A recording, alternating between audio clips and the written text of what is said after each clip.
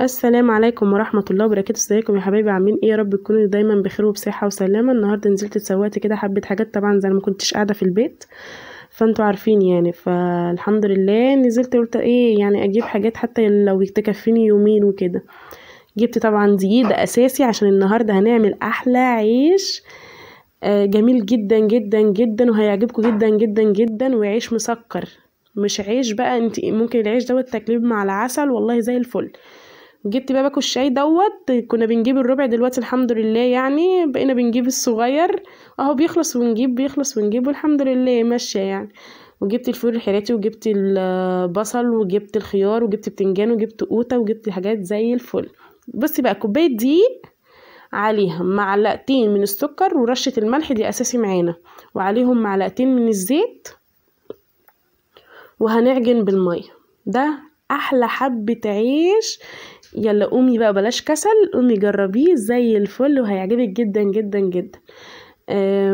ما تنسينيش بقى في اللايك والاشتراك عشان يوصلك مني كل جديد. زي ما عودتكم هنعمل كل حاجة اقتصادية وعلى قد ايدينا، والحمد لله. بمناسبة اللي الغلا اصلا الحمد لله يعني، يا رب فك الكرب يا رب، الحمد لله. بصي العجينة ديت ولا ان هي طرية ولا ان هي ناشفة، يعني في المتوسط، هي حلوة جدا جدا. طبعا بقى هنحط على الرخامة دقيق. بصي هي نص واخدة، خدت مني الكوباية دقيق، خدت مني نص كوباية من المية. طبعا بقى هنقرصها تقريص صغير زي ما انت عايز تقرصيه صغير، عايز تقرصيه كبير مش مشكلة. المهم ان هي في النتيجة في الاخر، فهو زي الفل والله العظيم هيغنيكي، ولا هتعمليه باي حاجة، انت هتاكليه حف اصلا من جماله وهتدعيلي. قومي بس جربيه وادعيلي، فزي الفل.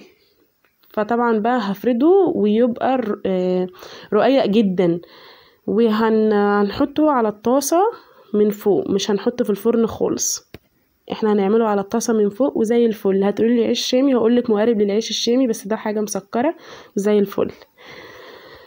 فانت تنسينيش بقى في اللايك والاشتراك عشان يوصلك مني كل جديد، ولو انت لسه جديدة في القناة انزلي اشتركي لي في القناة وعشان يوصلك مني كل جديد. فبصي الكوباية من الدقيق عملت لي اللهم صل على سيدنا النبي 10 ترغفة زي الفل. انا بعمله صغير عشان اولادي، يعني اولادي بيحبوا ياكلوه كده حاف لا اما بالعسل. فالحمد لله يعني والله يعجبكم جدا. وقومي بقى جربيه، وما تنسينيش بس في اللايك والاشتراك عشان يوصلك مني كل جديد. ولو انت لسه جديدة في القناة انزلي اشتركي في القناة عشان تنوري قناتي. واسيبك دلوقتي في رعاية الله.